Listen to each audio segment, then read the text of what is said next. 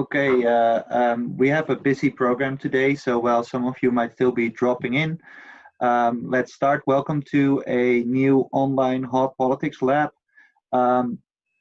Today is the last Friday of the month, and that's what we call Graduate Student Friday. So it's a opportunity for graduate students that are affiliated with our lab, or graduate students who are not affiliated with our lab, to present some of their ongoing work. And I think in a time of a pandemic with limited opportunities to network, it's important for graduate students to be able to present some of their work. And I'm also happy that people show up to comment on their work because I think that's equally important. So we have a full program, so I won't talk that much. We have two presentations. The first presentation is by Haylee Kelsall, who is a PhD student at the Department of Political Science, currently camping out in Melbourne, Australia, to survive the pandemic, but is staying up very late to present to us some of her ongoing work on affective polarization in discussion networks. Haylee, the floor is yours. We have you present for 10 minutes, and then there's Q&A. As always, type your questions in the Q&A box. The second half an hour is for our own Zoom master, Christian Pipal. But first, the floor is to you, Haylee. Cool. Okay, great. Thanks, Bert. So yeah, my name's Haylee Kelsall. As it was with my introduction, I'm in Melbourne at the moment, normally based in Amsterdam in the Department of Political Science at the UvA. I'm going to be talking today about some work I've been doing on online discussion networks, diversity, engagement, and how these relate to affective polarization. So very briefly, affective polarization is rooted in social identity theory. Basically, the idea here is that we've developed political identities which operate just as any other social identity. So in terms of developing in-group conflict, in-group love and out-group hate, I guess the thing is that the bias that comes from these political identities has been found to extend beyond political settings and can result in support for political violence. Okay, so there's several different explanations that have been advanced for the sort of growing affective polarization that we see at the moment in a number of democracies. One of those that's quite well explored in the American literature is partisan ideological and social sorting explanations, but there's also other ones that are much more media focused.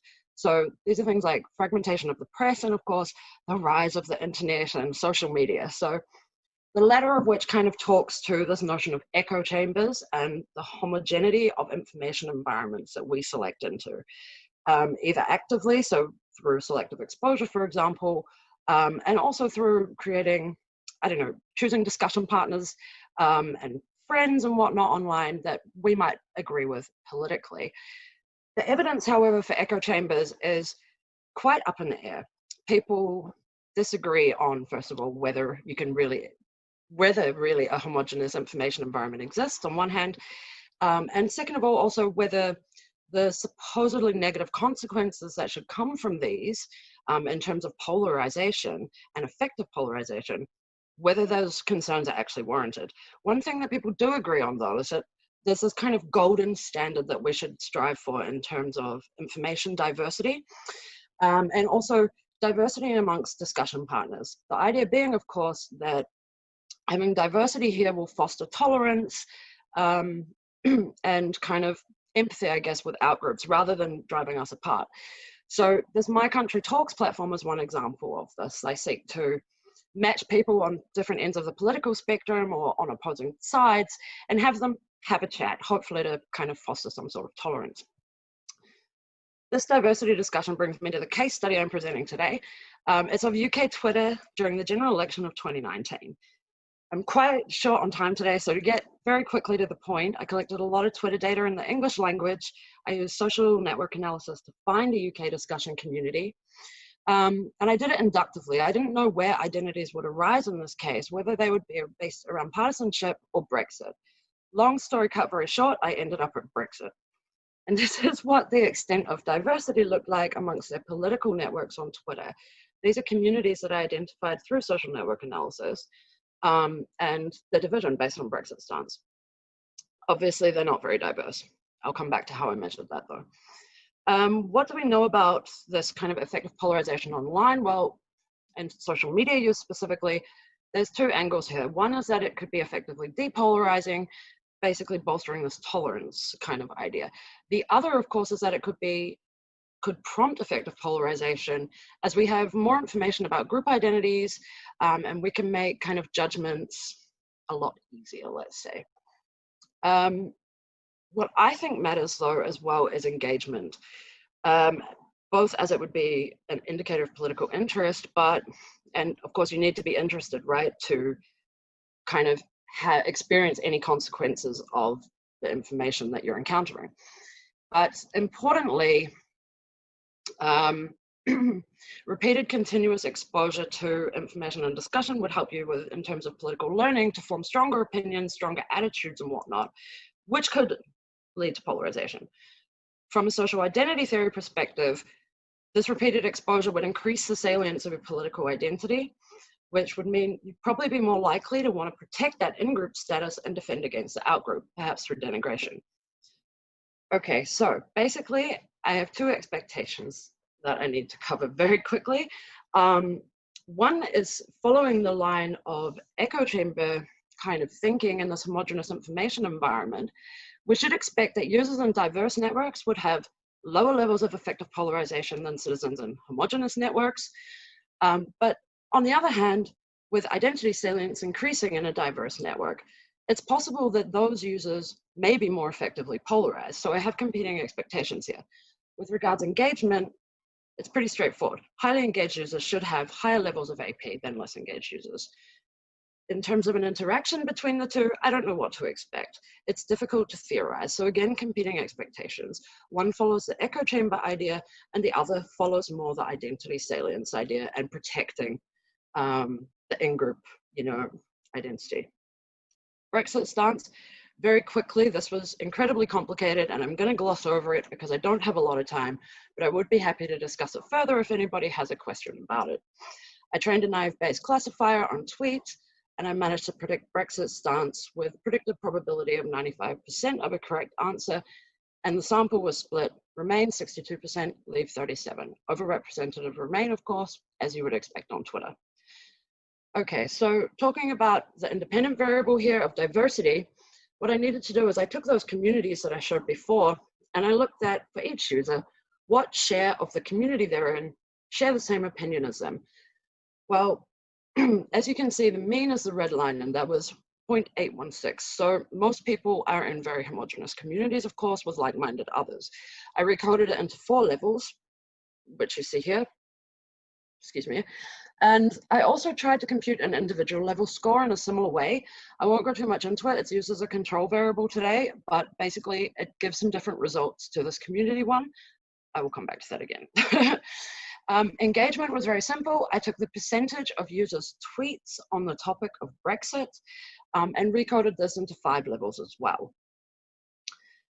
In terms of measuring AP, what I did is I created a dictionary, well, a list more or less, of ways of referring to the outgroup, which I took from noun chunks from the actual tweet text. And then, yeah, I basically just looked for tweets that made mentions of these, and using the NRC emotion lexicon, if they used angry words to describe the outgroup, disgusted words, or words with negative sentiment. So, results. This is an example of what my additive model looked like. They all kind of look the same. So just to show you, I use these interaction diversity, the gray ones. These are the control variables at the diversity at the individual interaction level. Brexit stance, of course, was in there as a control, and the total number of tweets that a user sent. Main effects for community shared opinion. My group of interest is diverse opinions at the bottom. As you see, in all cases, well, they're less likely to tweet in a hostile fashion about the outgroup.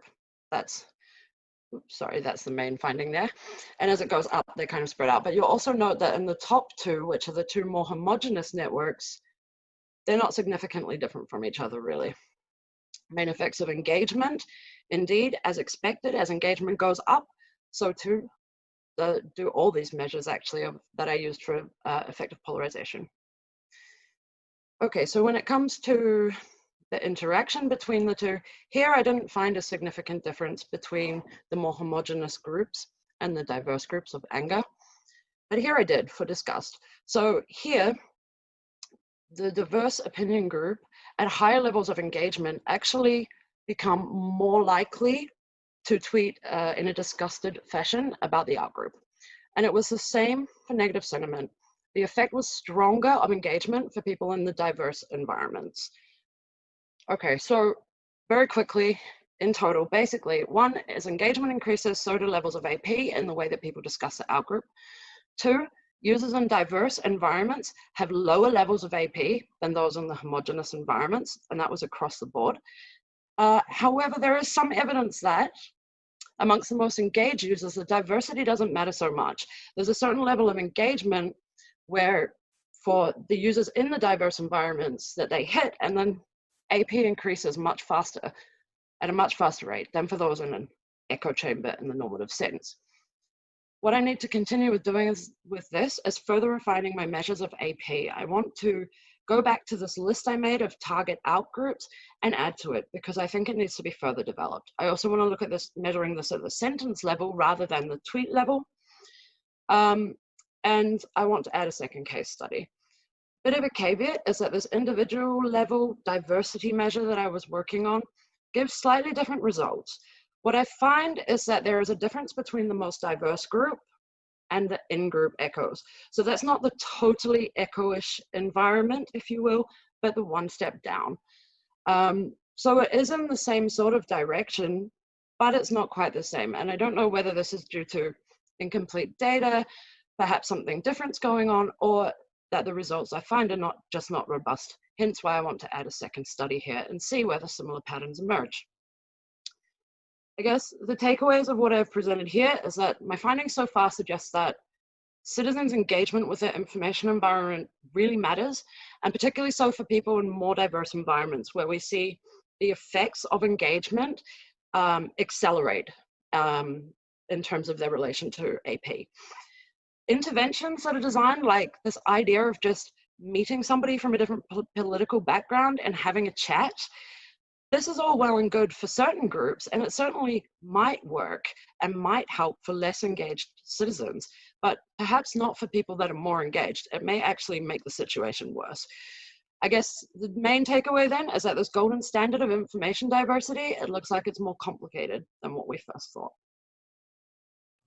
Thank you. Thanks, Haylee. A high amount of information diversity in 10 minutes. Yes, sorry. Well, it was partly our mistake. We reduced the presentation time just 2 minutes before starting. Thanks a lot. Super interesting paper, and for people who who don't know your trajectory, this is the first paper, right, in your PhD project. So questions, you can type them into the Q&A box.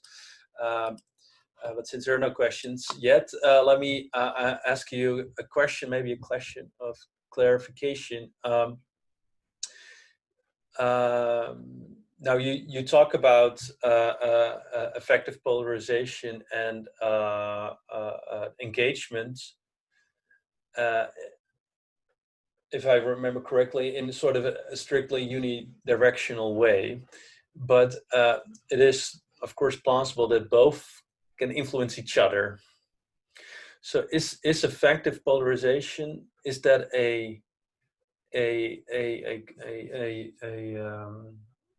how do you call it, a stable feature over the research, or is it a varying feature? What do you mean by, is it a stable feature over the research? Sorry, I don't understand. Is an individual similarly effectively polarized throughout the research, or is this changing? I'm not entirely sure I understand what you mean. I'm sorry. As an individual, do you mean is affective because the way I understand your question is it affective polarization that comes first or engagement that comes first? Yeah. Is that what you mean? Yeah. Yeah, so obviously I'm not sure based on this, and I'm not sure in terms of theoretically. Yeah, I don't know. This is a really good question. It's definitely something that I should consider. I had thought about it a little bit before that indeed it could work also in a reinforcing spiral type way. So that you may be effectively polarized already, which causes you to engage more and then substantially become more effectively polarized. But yeah, indeed, I'm not sure which would be. Or the other way around, right? So you did the work by Talia Stroud where this spiral is suggested, but it's actually the more polarized you get, the more partisan your exposure is going to be, right? So, Bert, you have a question directly related to this? Bert? Well, yeah, it's also about effective polarization, but it's not one-on-one related. But if there's still no other questions. But maybe then Haylee wants to finish her answer. Oh, sorry, yeah, sure. No, I'm good, I'm finished. Oh, okay, sorry. Okay. So my quick question, Haylee, is I understand effective polarization as not as only as outgroup hate. I expect and social identity theory definitely would say that there's also in-group love that is associated with this. And as far as I understand the measure, that's not taken into account. So I think, is this really effective polarization that you're capturing, or outgroup hate, which is, I think, at the individual level, not how the concept is entirely being constructed. Yeah, that's true. And I had given some thought to measuring positive evaluations towards the in-group. However, it seems to be that I would think that in terms of expressing it and capturing this through an expressed measure, you'd be more likely, and also in the Twitter environment, to capture that outgroup hate. I do have the possibility to look into trying to capture positive expressions towards the in-group, but because of the way that I've constructed the measure, that it's specifically about, actually maybe this wasn't clear because I was talking so fast, but it's specifically about citizens. So when I've constructed this list of like target phrases, they specifically refer to, for example, leave voters, remain supporting folk, or, you know, this sort of thing. They're these kind of combinations of terms. So I think, I'm not sure whether Twitter would be the right place to actually be picking up on this, describing the in-group. I think it might actually be quite hard to do. But yeah, it's definitely a good point and something that I could look into doing too. Thanks. Just very brief. I could see Twitter being an excellent case, actually, of showing in-group loyalty, like sharing stuff that you agree with. That would be in-group love, right? Yeah. So you mean in the sense of, yeah, that's true. But I was thinking, because I think it would be a little bit strange to measure it based on expressing outgroup hate, if we will, and then to look at measuring in-group love based on sharing. I would think that it would make more sense to measure both of them via kind of language, if you will. But yeah. There are lots of questions. Anonymous attendee, nice to see you again. This joke is perpetuated. It's good. We'll have a quiz at Christmas, and then one of the questions will be, who's anonymous attendee? I have no idea. How did you differentiate between anger and disgust in the plots you showed? Self-reports often suggest that anger and disgust often co-vary to high degrees. Okay, so those plots that I showed, the measures of anger and disgust that I used, they're just based on the NRC emotion lexicon. So there is, which is basically a dictionary of terms that you can use. There is a lot of overlap between the categories, but in this case, anger, no, which was it? It's disgust and the negative sentiment that actually correlated at a higher level than anger and disgust. They only correlated my measures of anger and disgust at around 0.6, whereas the other two correlated at around 0.7. But yeah, that's how I differentiated between them. I just used that tool. Sure. Then Alex Nye, thanks Haylee, fascinating stuff. Quick question regarding your AP measure. I wonder whether the negative sentiment component is perhaps too broad, as it also can include, to the best of my knowledge, negatively framed lexical components, for example, don't. In other words, to what extent conceptually is the negative sentiment of the tweet related to affective polarization? Yeah, so this is a really good point, and I agree. That's why I did use it. Just, I guess I used it as, yeah, an additional way of looking at it, right? Because I use the anger and disgust. I think I agree that they're more those are those terms would be more capturing AP than negative sentiment to discuss outgroup supporters. Yeah, I don't know. I mean, I think that the emotion ones are probably more valid indeed, but I did include the negative sentiment just as an additional kind of way of looking at the hostility there. Okay. Marike van der Velde asks, hi Haylee, so cool to see your research in progress. We're watching the Hot Politics Lab at the big screen with the VU Polcom group. Oh wow, so there are like hundreds of people now tuned in. This question comes from this question comes from Mickey Start. I do hope you're all keeping your distance. You measure effective polarization on the basis of tweet content, right? To what extent do you think content of the tweet is a direct measure of effective polarization? Yeah, of course, this could be debated, right? I think that it would definitely be considered an expression of outgroup hostility. And I've thought about this a little bit in terms of the idea of people just kind of trolling and wanting to argue with other people. But if you think about it that way, I think that those people probably would potentially be effectively polarized anyway to pursue such an argument. You know, you have to dislike somebody to basically want to argue with them. So whilst it may not be a direct measure of AP, I think it can be considered an expression of AP. Yeah. Okay. Isabella Rabasso, who submitted her first paper to a journal yesterday. Congratulations. Hi Haylee, thanks a lot for the presentation. Really great to see the progress of this project. I was wondering if you have considered that underlying traits, such as being conflict seeking or trait anger, could influence both anger in tweets and seeking debates with outgroup members. Could you perhaps measure this in non-political tweets to disentangle general tendencies to express anger / debate online from political anger and control for this non-political anger? Okay, I've lost it a bit there at the end, but I hope you get the question. Yeah, to, I guess, meaning to like establish some sort of baseline there. I think this is a really great suggestion. Thanks, Isabella. And yeah, I think it's definitely possible to separate it from the non-political tweet content and measure just the general anger and look at how that differs. That's definitely possible, and that's a really great suggestion. Thank you. All right, continuing. Matthijs Rodijn, very interesting. You told us that you would like to conduct a second study in the Netherlands. Could you elaborate a bit on this choice? Why the Netherlands? Because of the multi-party context? Why not focus on a case more similar to the UK case? Yeah, the Netherlands. Well, I chose it as a comparative case in the sense that I did actually want to study this in the multi-party context. And originally I was expecting that it would be partisan identities that I would be looking at rather than Brexit, which was never my intended goal. And I wanted to compare the UK being more of a two-party system in a way to the Netherlands and see if it was different.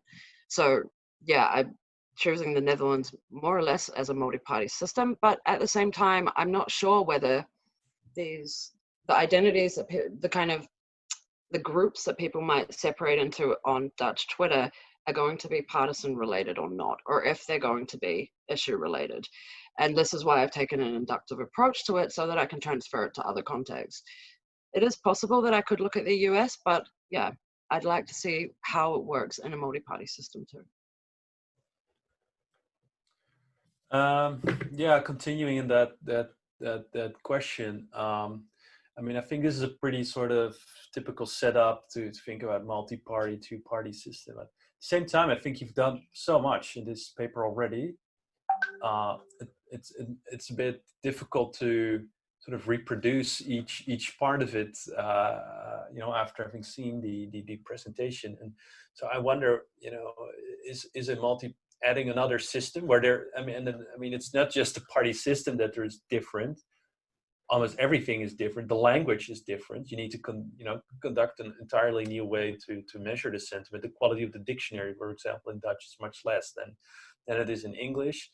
That in the end, I mean, how much is a N is 2 comparison going to tell us about the difference between these two party systems in the presence of so many potential alternative explanations?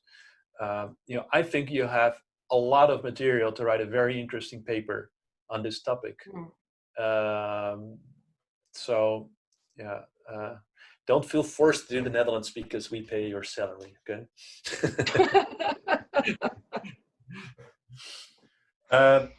That's just a comment. Let's see how much. I have a last question. Yeah, there's time for a last question. And, so Haylee, if I understand it correctly, engagement is the product of the number of tweets on the topic you sent, right? On the number of tweets.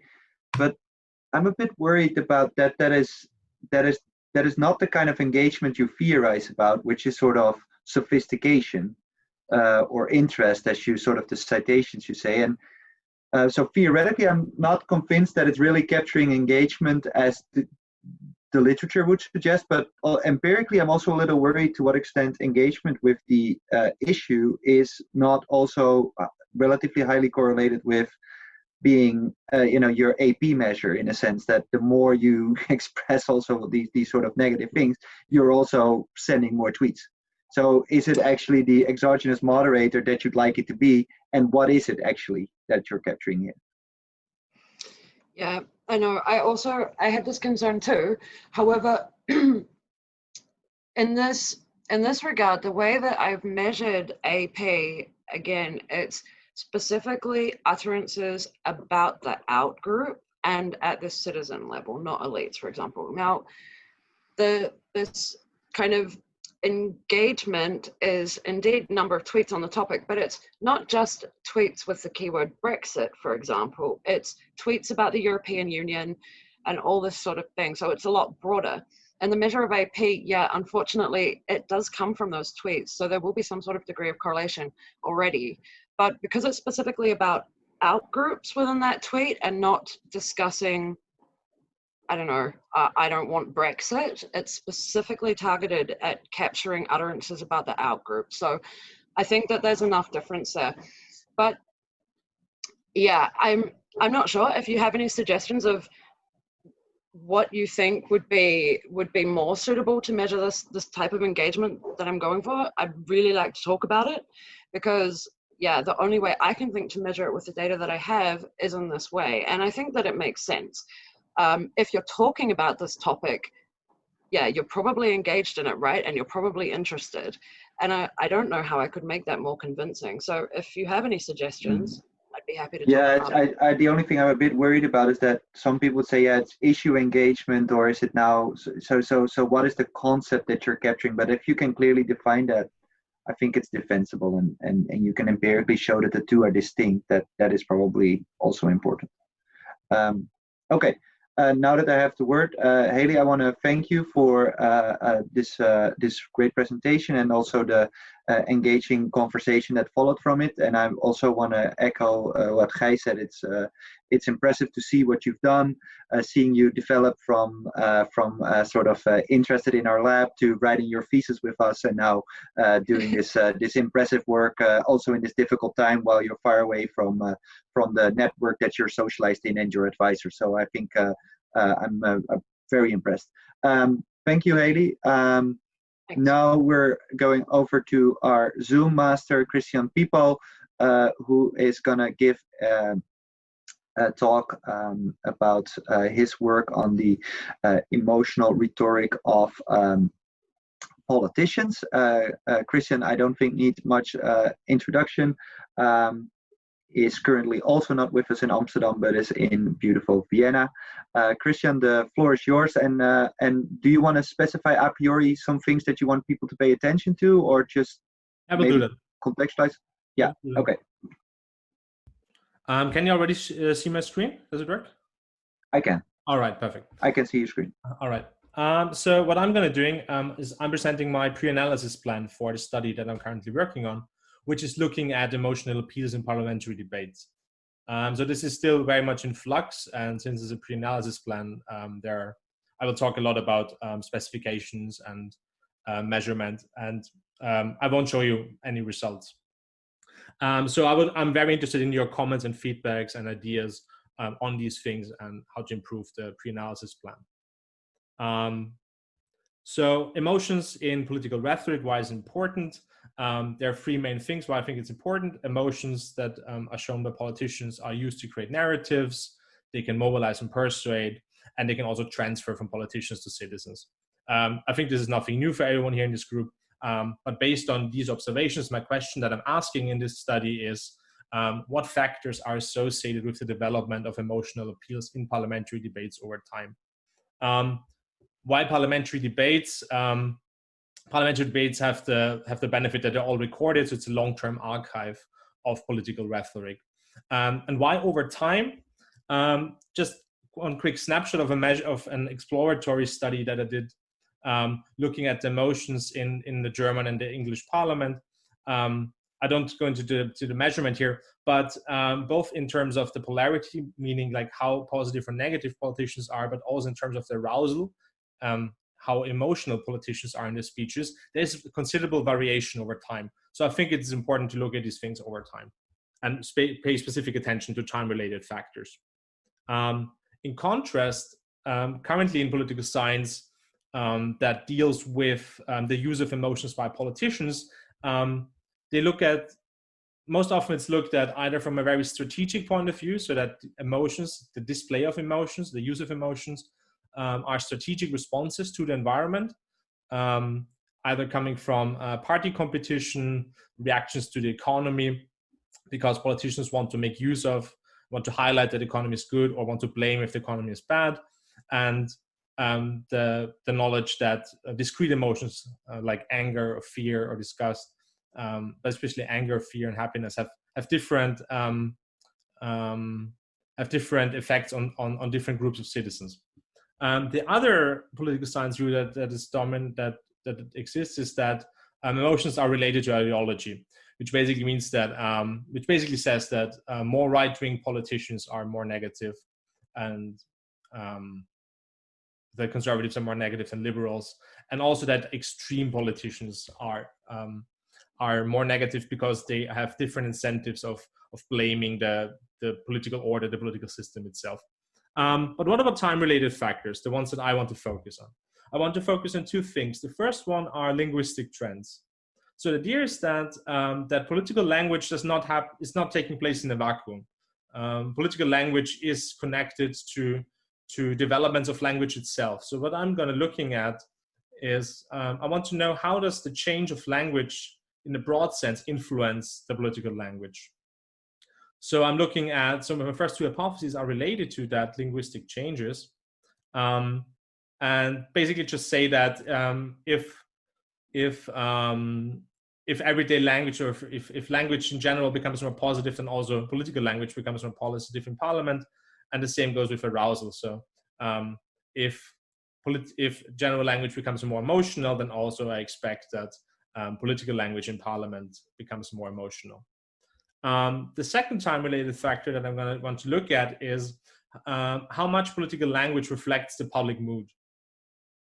So the idea is that that political language and political debates in parliament are not happening in a vacuum, so they reflect societal developments.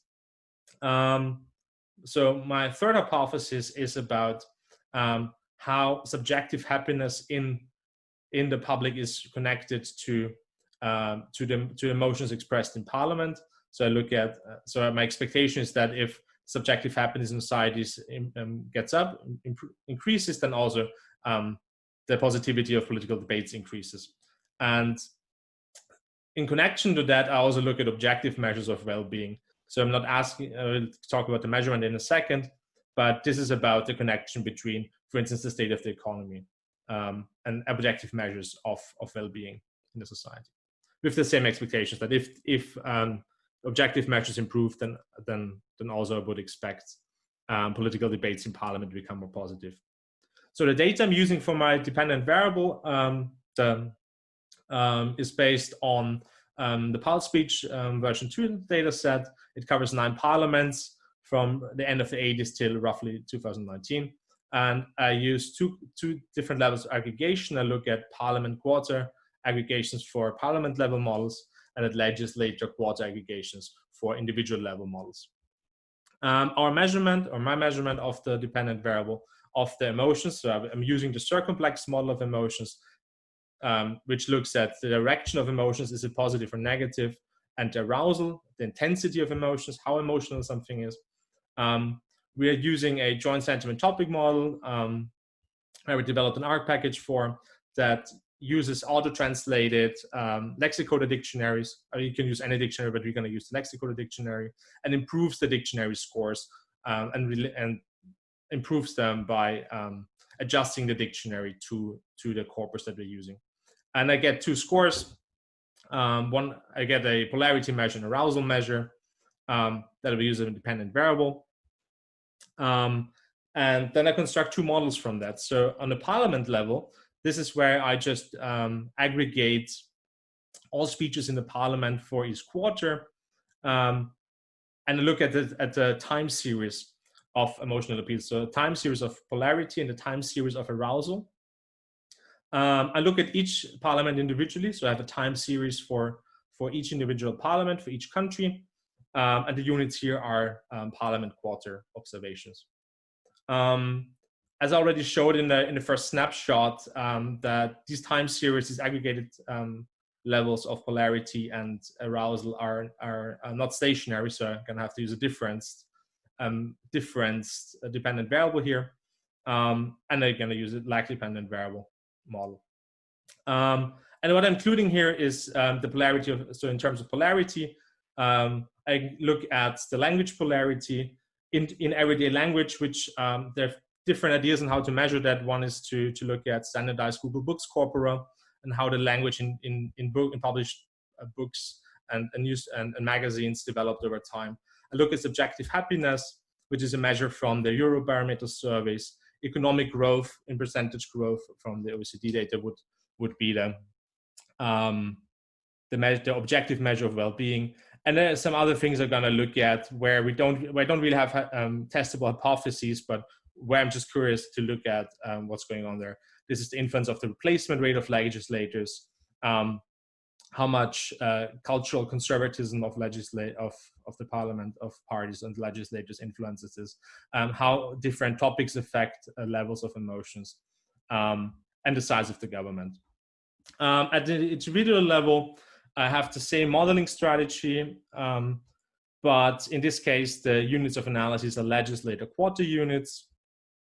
This is basically a panel then that I construct with many observations, and I come to that in a second, what that implies. It's a similar model, but there are additional controls that are just controlling for individual legislative characteristics like the gender, the experience, etc. So to finish up, to stay in time, there are two things that I want to highlight, and where would be very happy about feedback and input and ideas. The first is the question, thinking about what's an effect ultimately. So this is a pre-analysis plan. So I didn't run any of these models yet on my data. So I don't know yet what the effects are and how big they are. But the issue that I already see is that, especially in the individual level models, I have multiple 10,000 observations per model. So statistical significance is not really useful here, because most things will be significant. And there are not too many studies that ask similar questions and that measure, that relate emotions in political debates to my variables. So I'm not really having a clear picture on what effect sizes other people found. So the question here is a little bit, what would I consider to be a big or large effect? From what I've seen in other studies that look at these things, that looked at the relationship between the economy and emotions, they show very small effects. So yeah. But the other thing is then, of course, the big question always about the so what. So what does it mean? What I could probably find relating to hypothesis 1 and 2 about the linguistic trends. The results of this then basically just tell me something about how independent are politicians in the way they speak. How much is it connected to broader developments in the language, and how much room is there for politicians to actually go against how language develops and how the bigger system develops. But it also, of course, begs the question then to ask, what does it tell us about the relationship between the way politicians speak and the way citizens speak? And finally, regarding the public moods, if hypothesis 3 that asks for the subjective well-being is a driver of emotions in parliament beyond the objective measures, then we should really reconsider the way we also, for instance, talk about strategy in terms of emotions. That would show us that individual subjective happiness is just more than economic well-being. And if you study, for instance, party competition or credit claiming of politicians by only focusing on how well the economy is doing or other economic indicators, then we're going to miss a lot. And I think that would be pretty interesting to see. Yeah. Well, thank you very much. I'm going to end here, and I'm looking forward to comments, suggestions, etc. Thank you very much. Thank you, Christian. Very exciting stuff. Looking very curious about the results here too. I just want to say we just decided behind the backs of the two presenters to keep this channel open after 4 for people who just want to chat a bit more, and hopefully the authors can still join us at that time, even though it's beyond bedtime for Haylee. Okay. Questions. There's one. Alex Nye. Thanks, Christian. Cool stuff. I wonder whether the models at the parliament level should account more decisively for political dynamics in the country, most notably the level of political conflict, quite likely to drive a harsher rhetoric overall. What are your thoughts? Thanks, Alessandro. That's a very good point. Yeah, that's definitely something to consider. That I think, yeah, that can be expected, that the level of conflict drives the rhetoric as well. Yeah.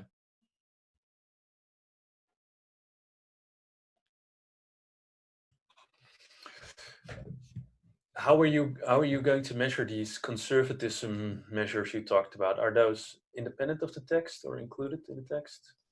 Right. So they're not measured from the text. So I didn't mention now all the data sources that I use for my independent variables.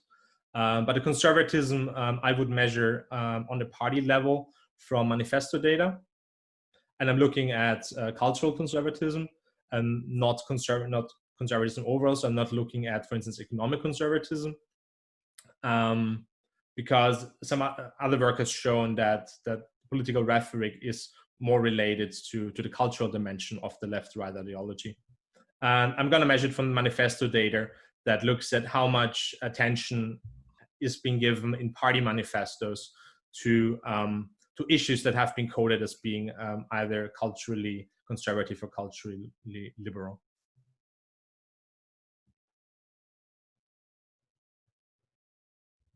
Okay. I was thinking that maybe you could use that to make a measure of polarization that is independent of the text. You mean polarization? Oh, you mean the conflict? Use the sorry, yeah, the conflict. Yeah. Okay. Yeah. Well, it basically would mean it you could also coin it polarization in that sense, right? But yes, that's yeah.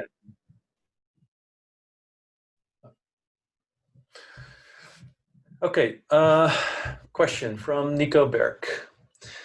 Hi, Christian. Nice to see how your work developed and it did. I was interested in the model.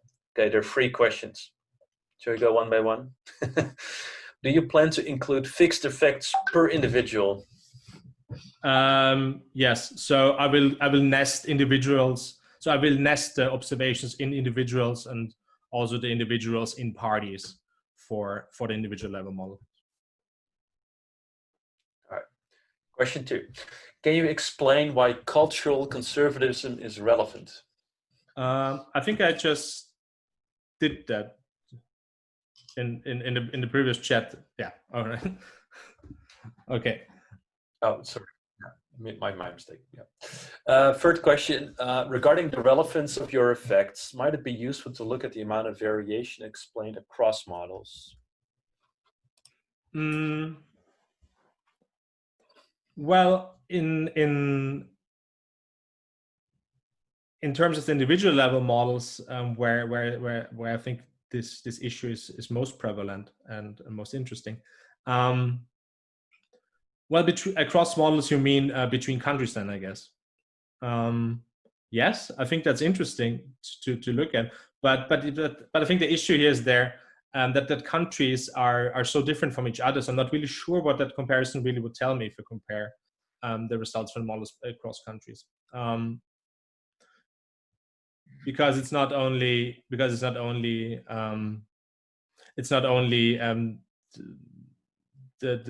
independent variables that are different between countries, but it's also that the languages are different, political systems are different, etc. Christian, Nico writes, including different dependent variables and compare which variables explain most variance. So I'm not sure. Yeah. I mean, yeah. Countries. Yeah, of course. That's definitely something I'm going to look at, just to see what are the main drivers between the development of emotions over time. Absolutely, that's what I'm doing, of course. And that's also why I standardize all measures, so I can compare between, so I can rank the effects of the different IVs. Yeah. Okay, there's a question from Sanne in the chat box. How many times have you been here, Sanne? Hi, Christian. Very impressive stuff. You asked me earlier about how this might relate to representation theory. What were you thinking of specifically? Oh, this is an interesting question. Also, are you planning on checking for gender differences between language used by female and male politicians? Oops. I think that last part referred to having it posted in the chat box. Yeah. Well, first, yeah. Thank you, Sandy. We had a quick talk about that yesterday when I asked you about asking you about representation theory. I'm not sure at this point, but I think it's an interesting. I think it would be an interesting finding to see that how language that we use in society relates to the language politicians speak, and how if that might be interesting from a representation point of view. If politicians, it would be interesting to see that if society expresses more positivity in their texts, and if politicians are reacting to that or not. But we had a talk yesterday and today already. So you're going to point me towards some interesting resources on that. And the second question on gender, yes. So I think I didn't mention it now when I was talking about my control variables that I'm all looking at. So I'm definitely, first of all, control for gender. I think it would be very interesting to look at gender difference in itself.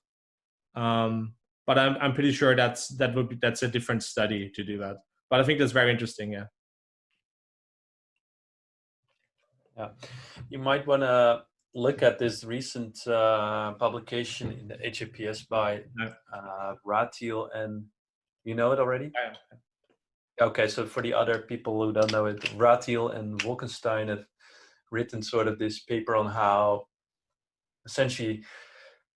empirical political scientists could study representation in different ways than is done currently. Seems like a very interesting piece. All right. Thanks, Sanne. Bert has a question. Yeah.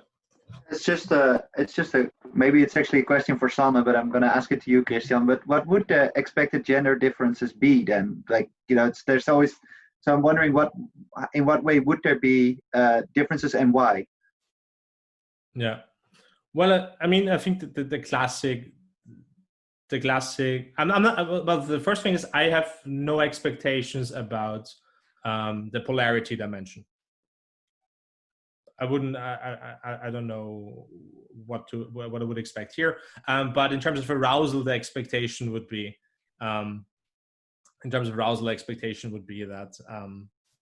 that women show less, or would, well, there are two expectations actually. I mean, one is that that women, when they enter politics, they're supposed to show less emotion, to talk less emotional.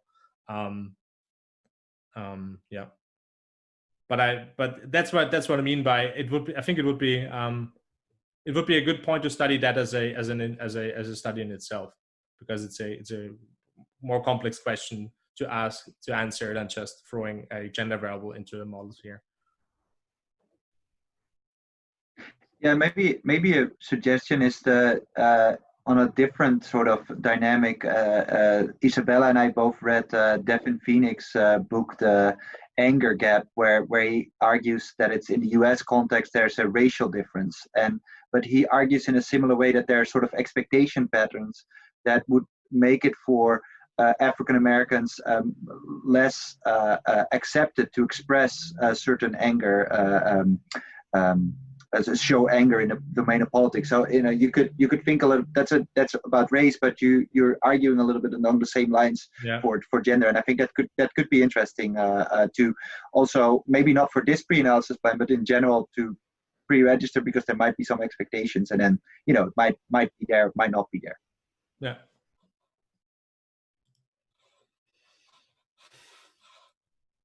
There are no open questions, but there is time for one or two if they're short questions. Oh wait, there's a question. Anonymous attendee. As a future direction after you run the study, I think it would be cool to run some topic models or text analysis. That way you could show what the polarity and the sentiment are directed at. I think you will have a good answer to that one. Yeah, that's true. So that's actually very much related to the measurement of our dependent variable that we're using here. So in a different project, we're working on this method where we are getting sentiment estimates for specific topics from text. So that's exactly what, well, in this study, what I'm proposing here is that I control for topics, so that we get these estimates for the text, but just controlling for it. But yes, that's super interesting also to look at how a sentiment or the arousal that is directed at different issues is driving overall results. Very interesting, yeah. Would it be not an idea to, instead of controlling for it, to subset for it? What do you mean by subset? Subsetting by topic. Oh, you mean like the overall, you mean the data sources, and to have a model for each topic? Yeah. Think about it. There's one good last question from Nicholas Lowitz. It might be too difficult, but will you control for class? Maybe looking at educational background. As I mentioned, class would influence the language used. Think of Jacob Rees-Mogg in the UK Parliament, for example. Yeah. I think I'm controlling for, well, I'm not controlling for education yet, but that might be interesting to look at, yeah. Yeah. So for a different project, we looked at education in relation to linguistic complexity of speeches, and actually it didn't really do something. But there was definitely, there's some work that and especially in the UK context, that makes you, that makes it likely that there is such an effect. But yeah, but for instance, this example here, I mean, Jacob Rees-Mogg talks very different from a South Londoner, but it doesn't talk so much different from other parliamentarians in the UK. So I'm not sure if there's so much different to be found in that when you just look at parliamentary speeches. Okay, time's up. Thanks, Christian. Bert, you want to announce the next? Yeah, sure. Yeah, thanks. Also, Christian, thanks for excellent talk, and I think also that your idea to pre-register this sort of text-based work is really valuable, and I think it's what we should be doing, because there's a lot of post-hoc explanations that we can fit to all sorts of findings that we have. So announcing them a priori is excellent. A couple of announcements. We have, I think, exciting months ahead of us. On October 2nd, so that's next week, Line Aru from Aarhus University will talk about her new work on sort of how evolutionary psychology can help us understand the spread of information. And then the week after, Manos Trakidis from Royal Holloway, psychologist, will talk about visceral politics. The week after, the 16th, Robert Clemenson from the University of Southern Denmark will talk about his work on elite personality. The week after, we have a holiday break. And then the end of the month, we have presentations by Isabella Ribasso on the causes of anger and anxiety. And a master student of mine, Neil Fasching, will talk about his replication project on childhood personality and ideology in later life.